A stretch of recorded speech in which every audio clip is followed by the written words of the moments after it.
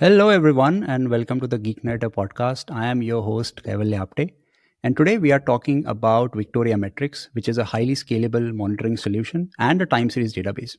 So we have Roman and Alexander from Vitoriametrics today, and we are going to, again, as usual, dive deep into how things work, what are the use cases, and what this database is all about, and what this monitoring solution is all about, and how you can use it.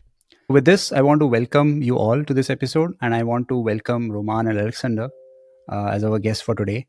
Guys, let's start with a little bit of introduction.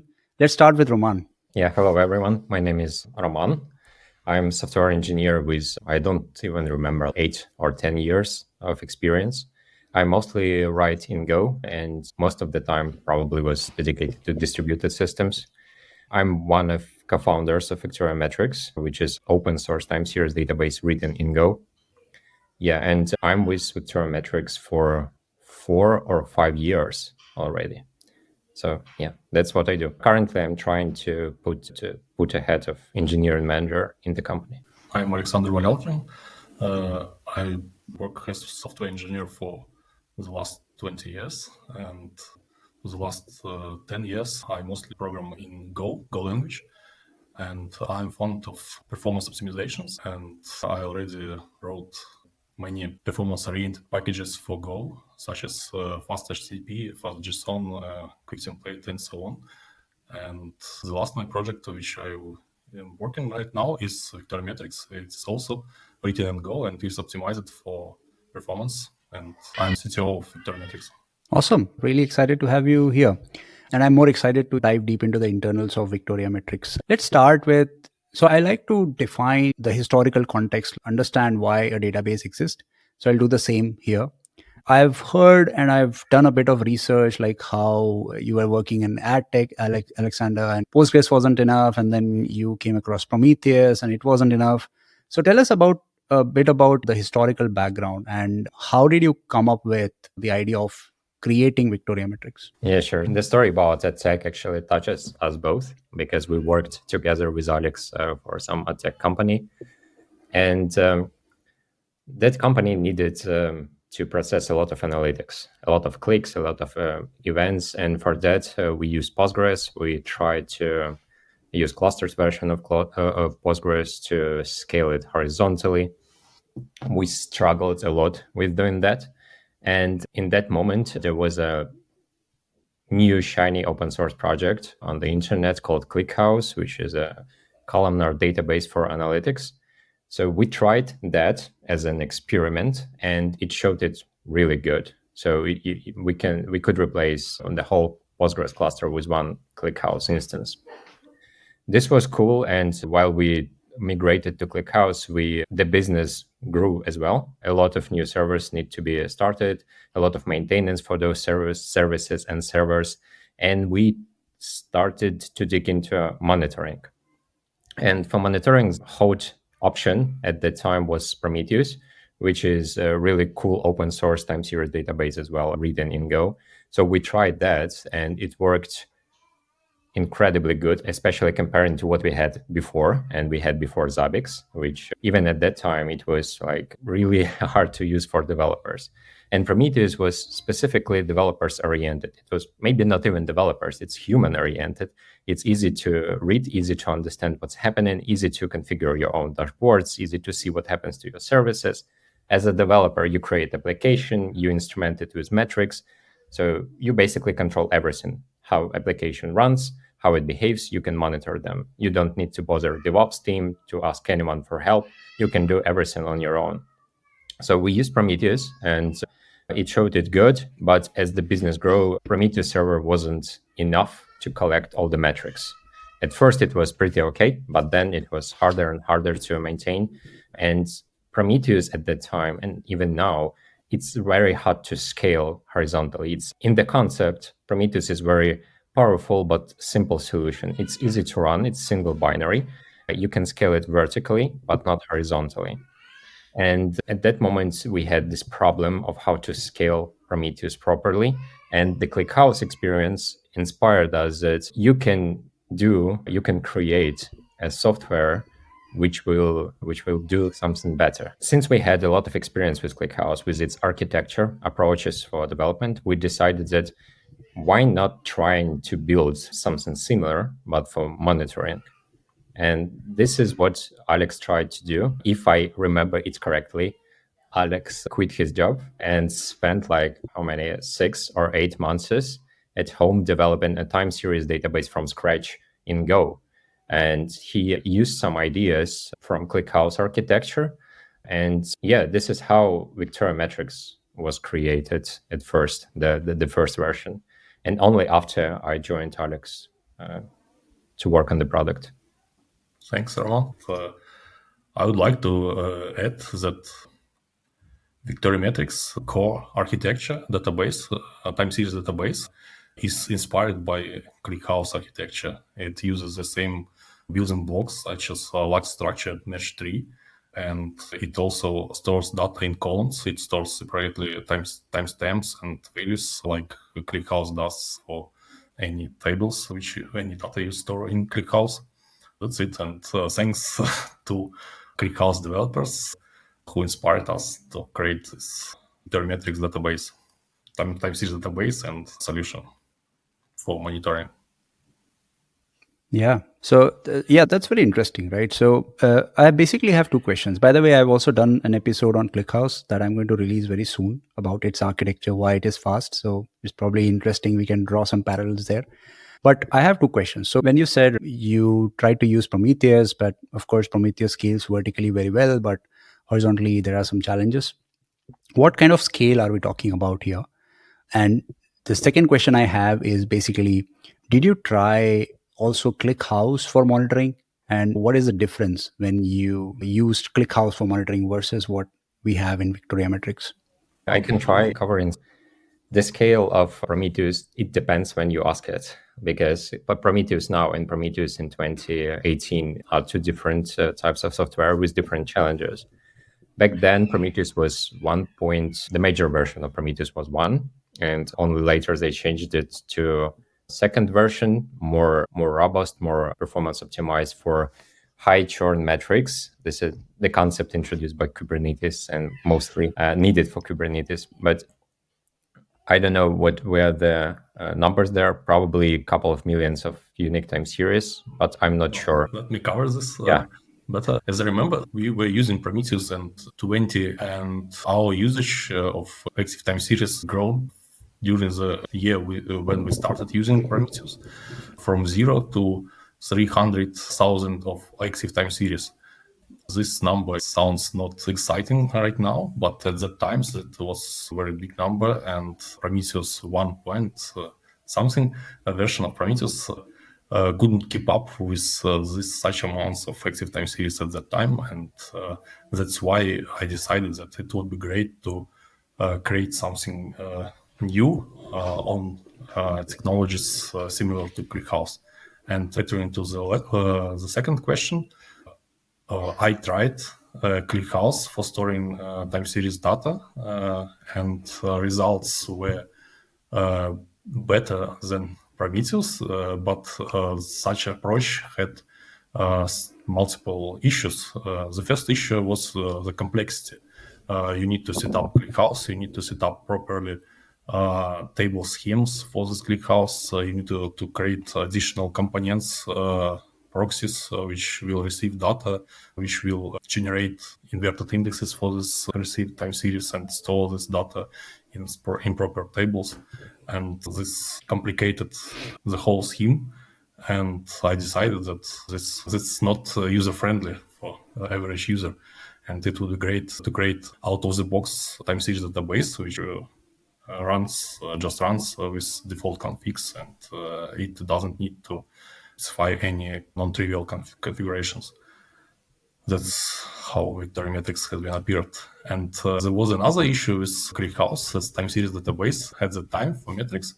At the time, ClickHouse didn't support some key features which are needed for efficiently compressing data, time series data, such as low cardinality codec and also delta codecs. These codecs are used. Delta codec is used for efficient compressing of values, time series values, And local generality codec is used for efficient compression of labels for billions or trillions of rows stored in Clickhouse.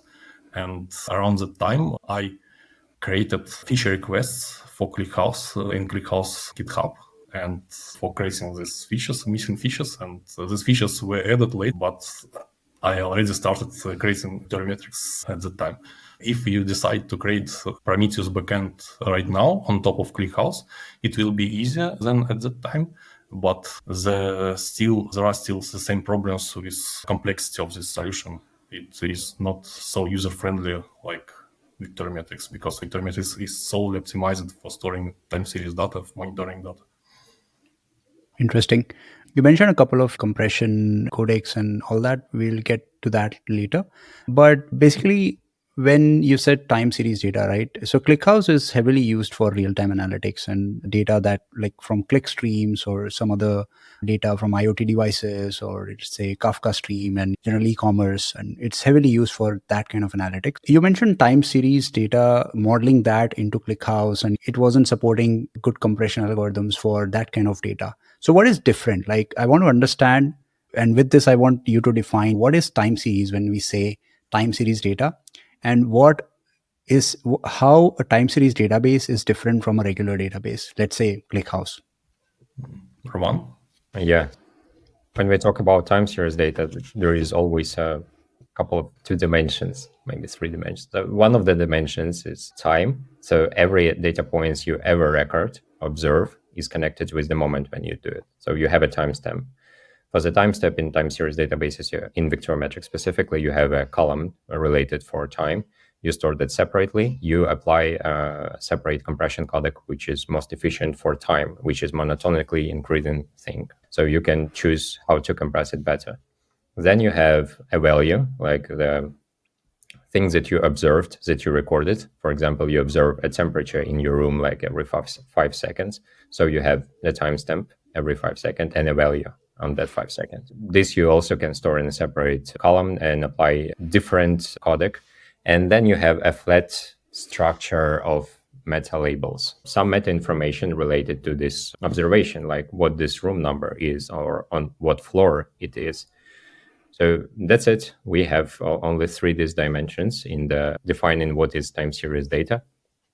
And it is mostly enough for covering most of monitoring cases in infrastructure or application monitoring or IoT.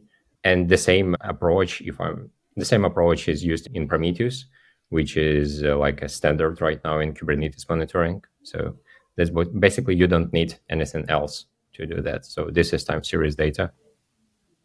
Okay, interesting.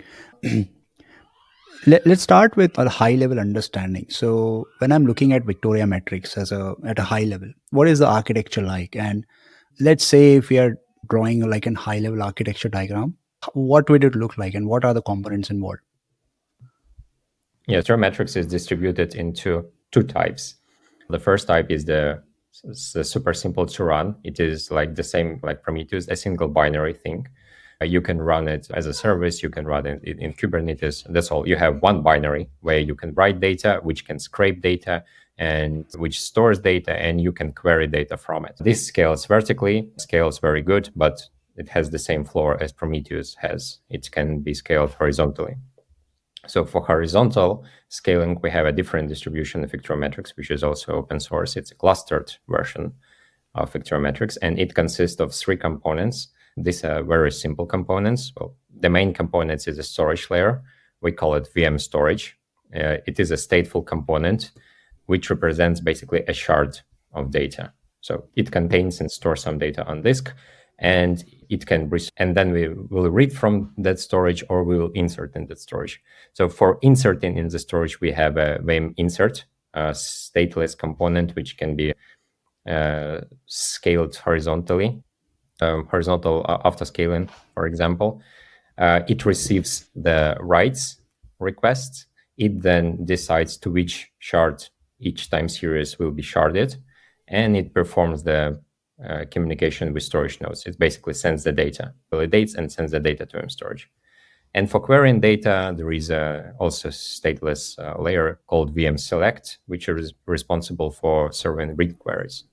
So VM Select does a fan-out request to all configured storage nodes. It collects the data. It performs manipulations or aggregations with data in memory and responds to the user with a result in JSON. VM inserts do not know about each other. VM selects do not know about each other, and VM storages do not know about each other. With this approach, you can build complex topologies, simple and complex topologies. You can do subclusters. You can do multi-level clusters. You can aggregate data from multiple clusters with the top-level VM selects, and the same do with inserting. Also, you can do replication on the ingestion part. VM inserts can replicate data into multiple destinations to ensure high availability of the data. Yeah, so that's basically it. 3 types of component: ingestion, storing, and selects.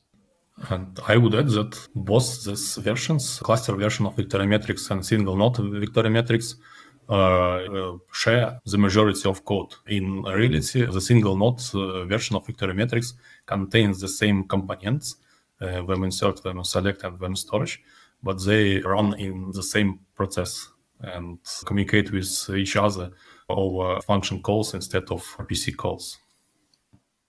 That makes sense. And there's an interesting architecture. You also mentioned you have single binary and you have distributed clustered version.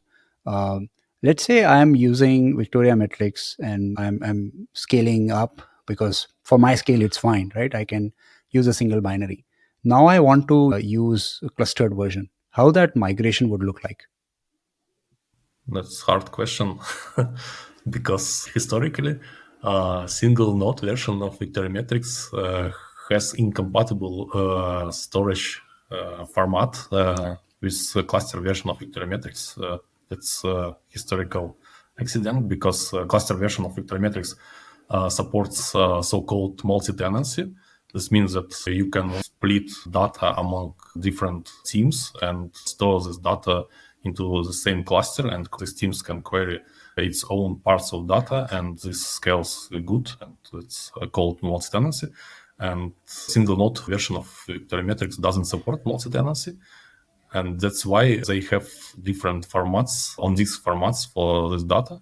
So it is not easy to migrate from single node version of Vitoriametrics to cluster version, but we provide tools, special tool such as VM CTL tool, which allows migrating this data from single node version of Vitoriametrics to cluster version. Roman probably have more details. Well, yes, this tool, it can read from many sources, like it can read from Prometheus, it can read from, I don't know, it can copy data from Tanas or other databases, from Influx. For example, you can migrate data from Influx, and also you can read data from VM single node and copy it to the cluster version where data will get sharded into multiple storage nodes. Yeah, and it's not easy to migrate if you have, I guess it's in every system and every distributed system. If you have a couple of terabytes of data on a single node and you need to switch to a different storage type, to the clustered version, you need to reshard this data anyway. So you need to re-ingest it to get it split it among shards. So yeah, it's usually a complex task. But what we recommend to do is, if you are not like committed to 5-year retention or something like that, it's easier just to spin clustered version near the single node and just switch your writers to the clustered version. So you will have the recent data in the cluster version, and with time the retention will clear data in the single node, and you can just turn it off and decommission. Single node of Vitoriametrics isn't a toy compared this production ready solution, and it scales vertically very well. We have users which continue using a single node version of Vitoriametrics at very large scales, such as hundreds of millions of active time series with high churn rate, with high query rate, and these users are happy and do not want to migrate to cluster version.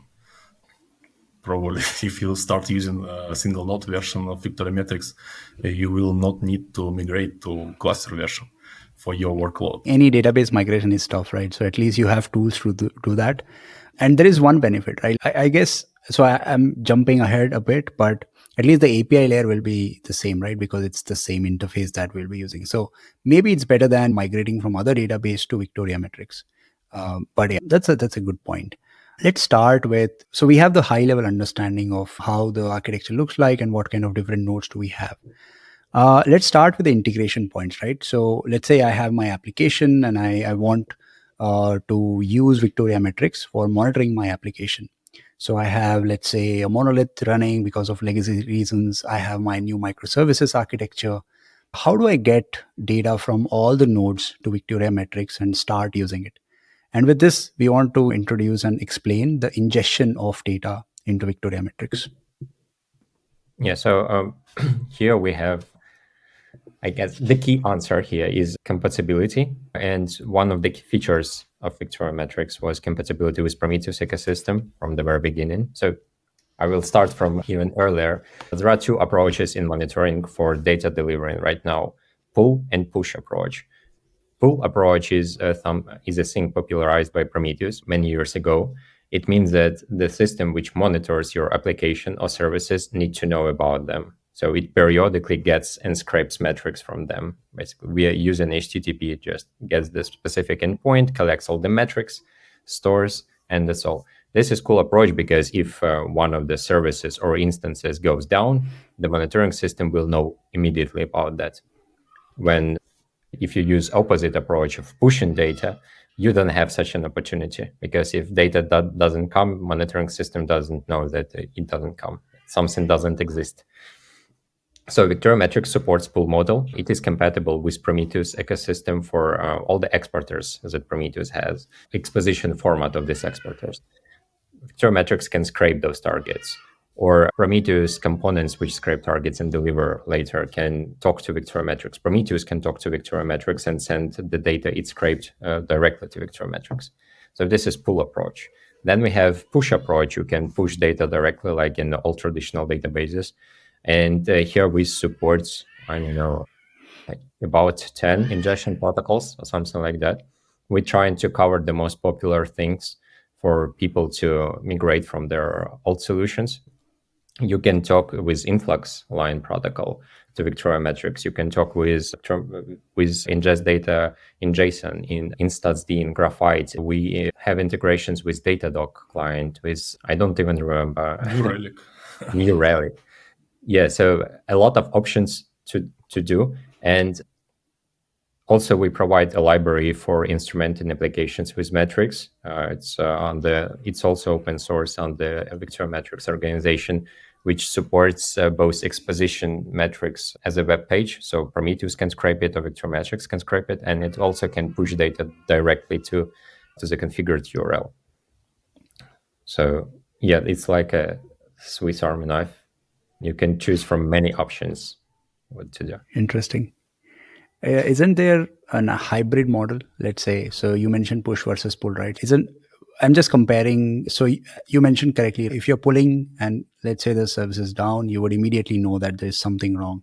But if you're only pushing and the service is down, you won't know. So if that happens, can then pull model be used? For example, primary model is push, but then for some period of time, if data is not received, you just pull and identify if it's on or off, something like that. So is there also that kind of model available? Yes, you can use both models simultaneously. And all the protocols that we support, you can use all them simultaneously. In the end, it is all transformed in the same format and can be queried with the same query language, just as there is no difference on querying if the data was pulled or pushed. Also, Vitoriametrics has some components decoupled. So we have a separate metrics collector, which supports all the ingestion and scraping things that I described, but it is stateless. It doesn't have database inside, so it's easy to run. It's called VM Agent, and you can put it very close to your services. So for example, if you have a couple of Kubernetes clusters, you can run this collector per Kubernetes cluster. They will do the scraping, they will do this pull model, and they will know about all the targets thanks to service discovery in Kubernetes. and you will have this benefit. But then they can push this data directly to the central big Vitoriametrics cluster, which will be used as a single glass of pane, where you can query data across everything that you have, for example. So you can mix this approaches, and yeah, basically you can do whatever, build any system that you want with this too. Interesting. Okay, so this was from the integration point of view, how data can be ingested into Vitoriametrics. But what happens now? So the data reaches the ingestion node, right? How does the ingestion node decide which storage node to talk to? And of course, if there is replica enabled, what all storage nodes to talk to? Ingest node uses consistent hashing over metric labels, and it determines in that way which storage node it should store this metric data. And this means that the ingest nodes split incoming metrics, incoming time series across storage nodes. So every metric which belongs to the same time series usually go to the same storage node. This improves efficiency of data compression later on disk on the storage node. And that's how it works. And this also reduces memory usage at storage nodes, because every storage node have its own set of active time series. This is a time series which receive recently new samples. And for every active time series, Vitoriametrics when storage needs to maintain caches and some data structures in memory. And if the number of active time series grows, then storage node needs more memory for storing this context, these caches. And when ingest node splits incoming time series across storage nodes and makes sure that every sample to the same time series goes to the same set of storage nodes, this also always reduces memory usage of storage nodes and increasing efficiency of storing the data on storage nodes. That's how it works. But the next question, I think that what will happen if some storage node goes offline, becomes unavailable. In this case, ingest nodes start rerouting incoming series. It starts splitting incoming series samples across remaining storage nodes.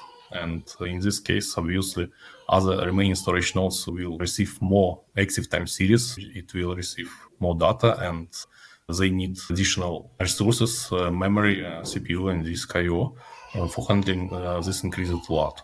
But this works if you have enough capacity, free capacity on storage nodes. Interesting. So yeah, I think it's interesting that it uses consistent hashing, and then so does it also decides a leader for a particular partition, or there is no leader? All the replicas are basically primary nodes. Vitoriametrics doesn't have linear election algorithm.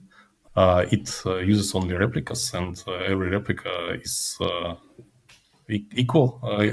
So it just replicates can replicate incoming series across multiple storage nodes in order to make sure that every incoming sample is stored in at least a replication factor storage nodes. And so if you lose data on some storage node, then you continue receive can receive full response with the full data. Okay, interesting. And is that the reason there is a separation between the storage node and ingest nodes? The main reason was scalability, independent scalability, because workload on storage nodes and workload on ingest nodes is different. Ingest nodes receive data and calculate this consistent hash and decide where to which storage node this data should be sent. And storage nodes have much higher workload capabilities. It needs to process this data, to store this data on disk, and then it needs to respond to query data to select nodes. So it needs to make quite different workloads, and this workload usually higher than workload in certain nodes, ingest nodes. So the main reason of splitting this Vitoriametric architecture into storage nodes, ingest nodes, and select node is the ability to scale horizontally different layers separately, independently, which of each other. And the next reason is the ability to recover faster and more robustly when some of these components stop working or crash or something like that.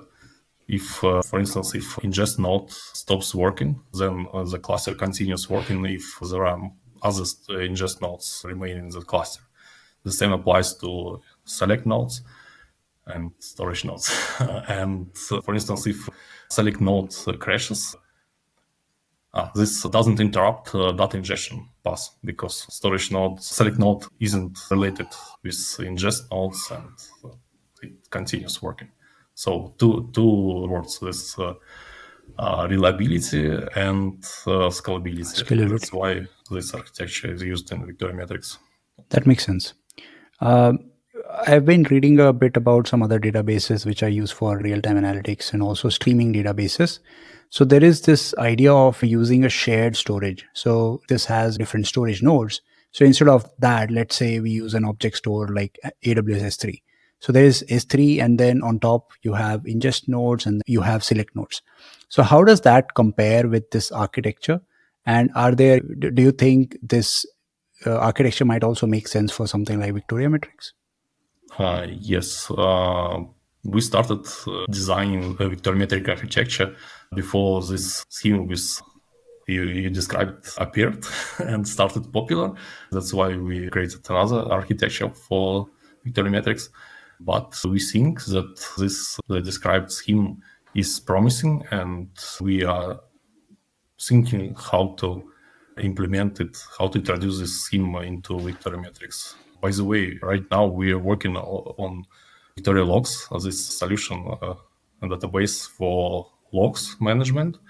And I think that we will migrate to this architecture you described at first for Victoria Logs, and after that probably migrate Vitoriametrics to this architecture because it has advantages such as that you can independently scale storage layer services. It's easier to operate compared to Vitoriametrics, for instance. I would like to add that we're using S3 or something like that, and object storage could be expensive.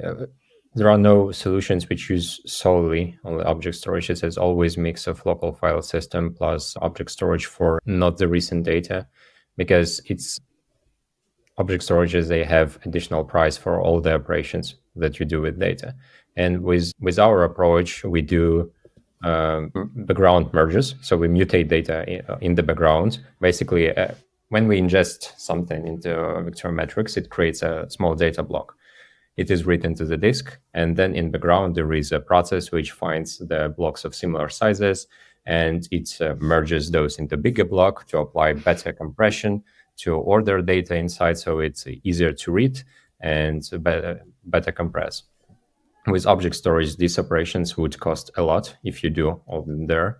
So you need a mix of a local file system and uploads of older data that will not be mutated anymore to the object storage.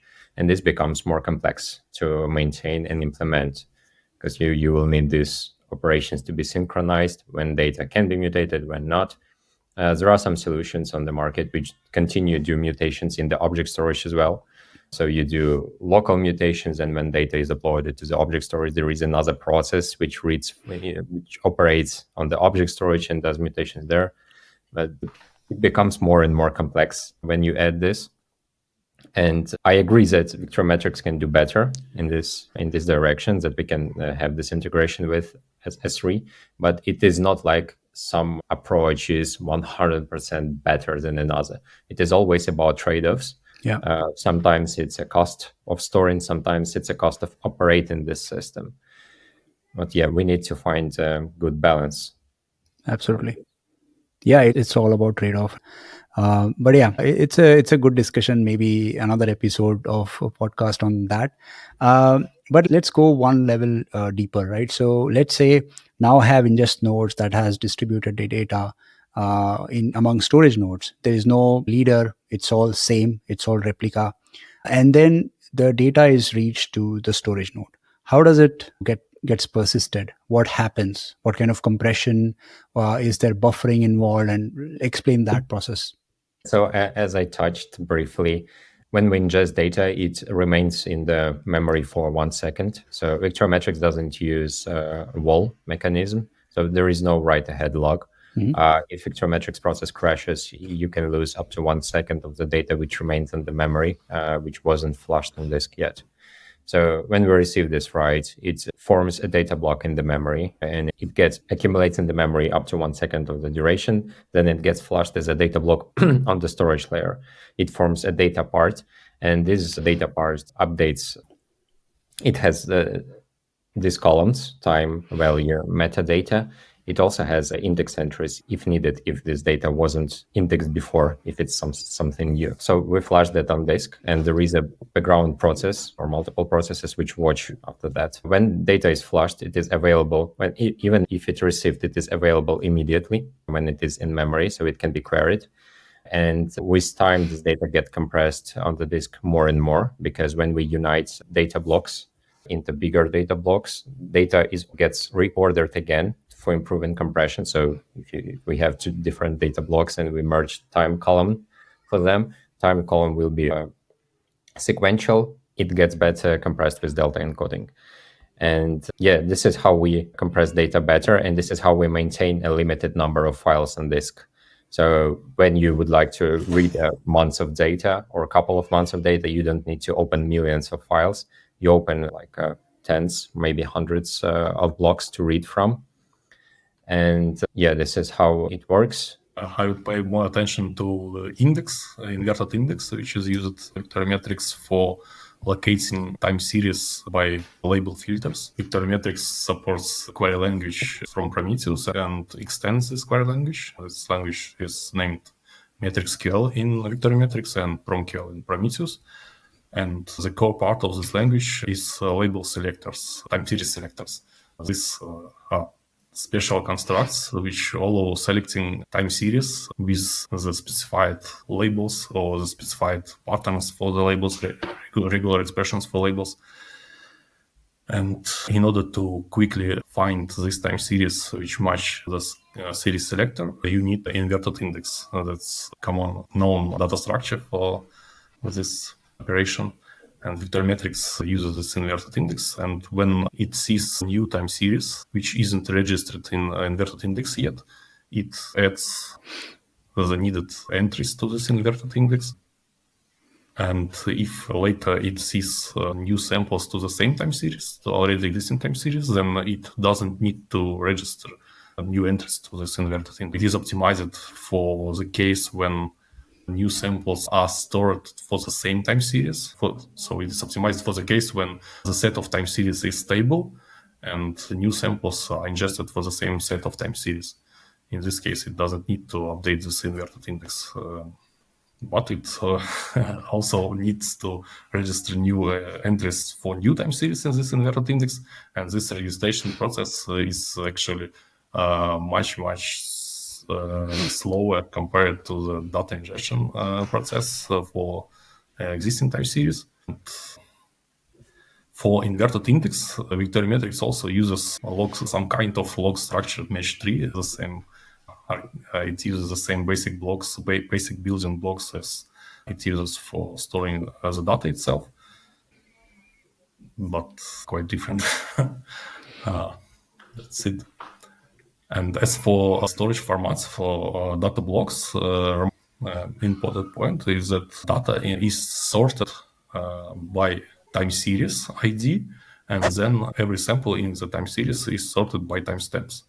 Data blocks in Vitoriametrics contains rows, table rows, which are sorted by time series ID and then by times. Why is this important? Because as Roman said, this all increasing data compression efficiency for samples for the same time series, because samples for the same time series usually are related to each other. They are close to each other, and you can apply special algorithms such as delta encoding for improving compression rate. And Vitoriametrics actually uses additional compression techniques on top of different delta encoding algorithms, which allows increasing compression efficiency compared to competing solutions such as Prometheus or other solutions. So usually production data which is stored in Vitoriametrics needs multiple times less disk space compared to these solutions. If you want, I can dig deeper into details. Yeah. I guess that there's a lot of information that you both added, right? First of all, there's some buffering going on, and it's for 1 second. And since I think it's because of the nature of the data, right? It's okay to miss data for 1 second, and that's the reason you can get away without using a val. Okay. And the main reason is that time series data monitor, which is the main use case for Vitoriametrics, in this space, you usually don't need to have all the stored data to make sure that all the stored data is stored on disk. It is okay sometimes it is okay to miss some data if it cannot be ingested for some reason, such as temporary crashes of some services, such as storage nodes and so on. And some time series databases, such as Prometheus or other, use write-ahead log for making sure that the data isn't lost. But this approach doesn't work well for time series workload usually, because time series workload is very heavy on data ingestion. Usually millions of samples are ingested per second into time series databases such as Vitoriametrics. And at this scale, this write-ahead log grows very quickly. And if something happens, such as out-of-memory crash, for instance, then the database needs to read this write-ahead log and reconstruct the stored data in order to store it into persistent storage. And this process can take literally hours for reading this data recovering from write-ahead log. And also this process is very unstable on Prometheus and other databases, because it is very hard to implement properly this write-ahead log in order to make sure that it guarantees that the data isn't lost or corrupted in different cases, failure cases, such as hardware power off, for instance. And we decided that it's better to not fight with this write-ahead log issues and just to admit that Vitoriametrics can lose this 1 second of recently ingested data, and to simplify the architecture and make it more robust. And for instance, Vitoriametrics restarts much more quickly compared to Prometheus on hardware crashes or as out-of-memory crashes, for instance. It restarts almost instantly because it doesn't need to recover from this multi-gigabyte write-ahead log. This also reduces disk I/O usage, because write-ahead log requires big amounts of disk I/O, disk read and disk write bandwidth, and Vitoriametrics doesn't need to use this disk I/O, and it can use this spare disk I/O for much bigger workloads. fair enough. And that's a good trade-off, right? As we mentioned, it's all about trade-offs. And if it's okay for the nature of the data, that it's okay to lose 1 second of data and to avoid complexity of having a wall, then yeah, fair enough. Cool. So I think we have a good understanding of how the ingestion is working now, because the data or ingestion node uses a consistent hashing algorithm to figure out storage nodes. The data is arrived at storage node. It buffers for 1 second. There is no wall. And then after 1 second data is buffered, it will write it to disk. And it will also create indexes just for better fetching of the data. And it does that. So the partition is done based on the metric label, and then the index is created on time series ID. Let's talk a bit about time series ID. So what is the difference between the time series ID and the actual timestamp attached to any event? Internally, time series ID is just unique, which is generated internally by Vitoriametrics for each new time series, and it just auto-increment signed integer with 64 bits. So that's how it works internally. And this unique time series ID starts with current timestamp in nanoseconds after Vitoriametrics restart, for instance. It is pretty okay to have the same time series IDs for different time series across different storage nodes, because these time series IDs aren't exposed by storage nodes even to select nodes. So it's okay to have the same IDs. And such scheme of generating time series IDs works quite good. It has some drawbacks. For instance, if time goes back on storage nodes, and it can lead to some clashes with for different time series which may have the same time series IDs, but in reality, this is quite rare event. I would say that we never heard about this event from our users. No, I think it makes sense. So I guess ingestion part is clear. Let's move on to the select part. So where the idea behind ingestion, why we are ingesting, right? So do we want to get the monitoring on top of the ingested data? So I believe when we make a query using, let's say, MetricsQL, it reaches somehow to the select nodes, and then select nodes somehow knows that which storage node will have the data, probably using the consistent hashing again, and then reaching the storage node and getting the data. So let's explain that flow. How does that work? Yeah, I can try to cover it.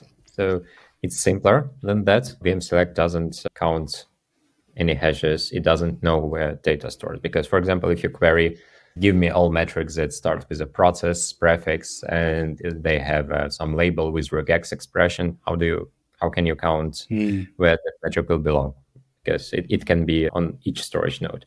So VMSelect does the simplest thing it can do. It does a fan-out query. It asks all storage nodes to give that data. Thanks to the inverted index in VM storage memory, each storage node can respond quickly, whether it has data or no. If it doesn't have any data, it will just respond with empty result.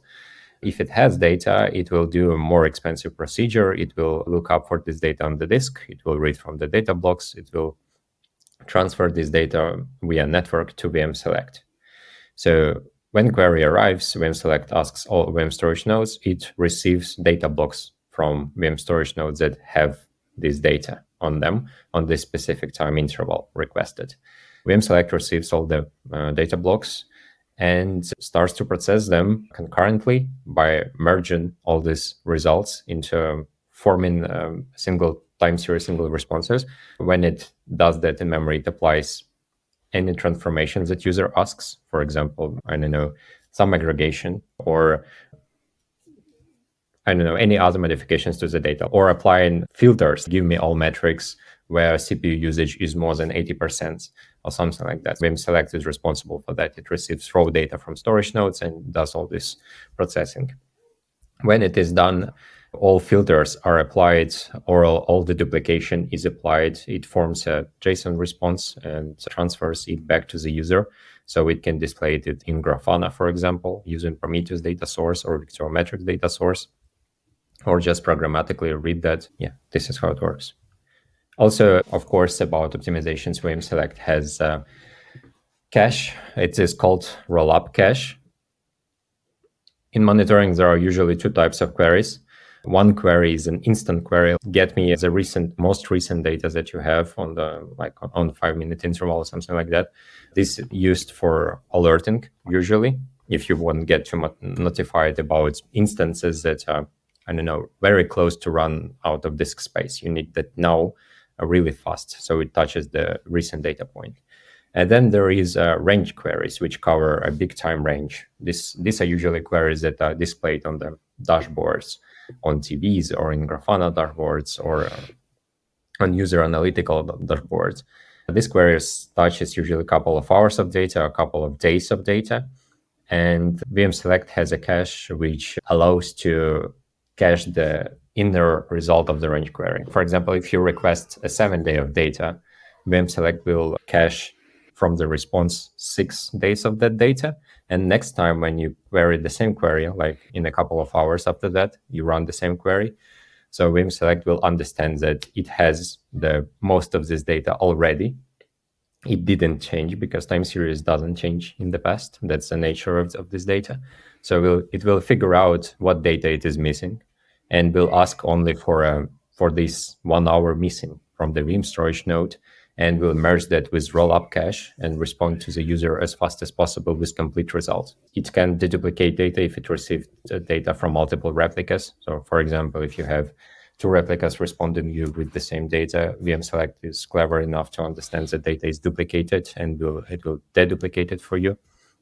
It can also understand if it gets all results or partial results. So maybe you had 10 VM storages and no replication enabled, and one VM storage goes down. So you get a response which is marked as partial, that 9 of 10 responded to you. You can configure that to be strict about completeness of data. If you want to get only complete responses, so you will get an error instead if one VM storage down, or you are fine with partial responses and it's still something that you can process. Yeah, so a lot of optimizations on Vim Select layer as well. I would mention two optimizations. The first optimization is streaming aggregation, which is performed at select node for some most frequently used queries, aggregation queries. For instance, if you request to get sum over million of time series, for instance, in this case, Vim Select will not load all this time series data in memory before aggregating this data. It will stream this data. It will store the data received from storage nodes to local disk, to temporary directory, and after that, it will stream this data, read this data series by series, and aggregate this data according to the aggregation function requested by user. The second optimization is that important optimization is that Vim Select tries executing, parallelizing calculations across all the available CPU cores at Vim Select node. For instance, if you query billions of samples over millions of time series, and Select node runs on host with hundreds of CPU cores, for instance, then Select node will try to utilize all the CPU cores and parallelize all these calculations across all the CPU cores in order to receive result as fast as possible. Interesting. It sounds so simple, but I'm pretty sure there is months of engineering behind it, if not years. It's very interesting. Architecture wise, it looks simple. It just because it's a good point, because the query is different. So there's no hashing that you can do to figure out what storage node will have data. So it basically has to fan out. And then each storage node will give some data. If they don't have data, then of course an empty response. And then basically the aggregation is done on a single storage node, right? That receives the request. Select node. Is there a possibility that the select node can become a bottleneck, or it requires more resources? How is that handled? Yeah, so Vim Select can be a bottleneck, and this is why you can scale Vim Selects independently to Vim storage or to Vim insert nodes. So there are two types of load patterns probably. The one which is used for range queries, where you need to process these billions of samples, and for that you can decide that you can have a beefy Vim Select with many CPU cores to process that as fast as possible. So you have like heavy query which scans days of data or months of data. And the second is usually alerting rules, which are executed on the most recent data, like on the last 5, 10, 15 minutes about your services. There are usually hundreds or thousands of such queries executed per second. And for that, you don't need beefy VM Select, but you might need many VM Selects to parallelize that, or many you want to scale them depending on the on your load currently, like use horizontal autoscaling for that. So you can decide how you would like to scale your query path. You can have beefy VM selects, or you can have many smaller VM selects to better parallelize execution of your queries. And you also can run multiple groups of VM selects for different types of workload at the same time. And these multiple groups of VM selects can point to the same storage nodes. And in this way, you can route heavy queries to heavy VM selects with many CPU cores, for instance. And other queries, you can route them to VM select nodes with smaller number of CPU cores, but bigger number of select nodes, and balance incoming queries across many select nodes. Yes, and thanks to this shard nothing architecture, you can have also different complexity limits on which VM select, like how many samples or time series can each query read, or what is the max execution time, or a max memory usage per query. You can configure them independently and have different sets of VM selects for different workloads. And then based on some basic hours or beer token, you can route user queries to specific VM selects. So you can have admin VM selects, you can have user level VM selects, etc. I think it's pretty clear from the high level architecture. And the more I talk to you guys, that this architecture makes more and more sense now. And it's very interesting. So I would definitely ask my viewers to go and read the blogs and understand how it all works. Also look at the delta encoding, why it makes sense for time series data and all that if you're interested. With this, I want to move to understanding the use cases. So what are some other use cases apart from monitoring of systems that people use Victoriametrics for? I guess the main thing where Vitoriametrics is used right now is Kubernetes monitoring services that people deploy in Kubernetes. Those services can be reporting metrics about infrastructure, about resource usages on pods level, on container level, and also report metrics from services. So this is the main use case, but there are many other use cases where you can apply Vitoriametrics. That's basically anything can be a time series, I would say, because everything happens in the real time. It has a timestamp and it has something that we observe and it has some context. So you can use it for everything. Like we have a public case study of company Open Cosmos running Vitoriametrics on the satellites. It's an interesting case because what interesting is that satellites aren't always online. They can be on the different sides of the Earth, and you have this central station where they need to report their telemetry data, so they don't always have this connection direct. They can be offline for a couple of hours, and that's where this company uses Vitoriametrics collector agent called VM agent, which can buffer data before sending it and evaluate alerting rules without accessing the central storage. So when satellite goes offline, everything continues to work on the edge, fine without the connection. When satellites establishes connection back, all the data that happened in background is reported back to the Earth, and engineers there get all the telemetry data. We also have use cases when people use Vitoriametrics for IoT, for example, for monitoring windmills on the fields to collect everything that happens with their devices, with the windmills.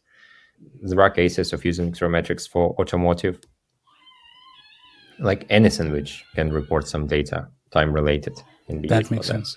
And any data is time series, right? If we think about it that way, like anything is happening at certain time. So there is definitely time attached to it. So it does make sense. Although we talked a little bit about the future and your plans to come up with, let's say, Victoria logs and some optimizations, but what is in the future? What are you guys working on? We are working on logs, database for logs, as you mentioned, right now. And this is our main next thing which we want to make, and to make it good compared to existing solutions on the market.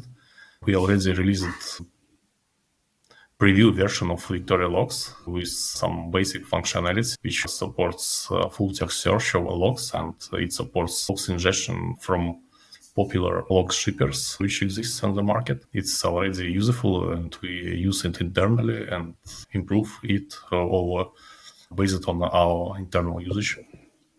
And it is it works quite good, but we have many missing features, which we need to implement for VictoriaLogs. For instance, right now there is also only a single node version of VictoriaLogs, which runs as single binary, and our users want cluster version of VictoriaLogs in order to be able to scale it horizontally.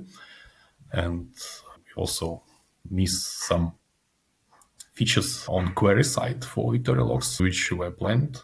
These features are related to transformation and aggregation during queries, because right now VictoriaLogs preview supports only full text search, so you can find logs which contain text you type, but it cannot transform this data and aggregate this data during query, and we want to implement this. That's all. As for Vitoriametrics, right now we are focused on cloud version of Vitoriametrics.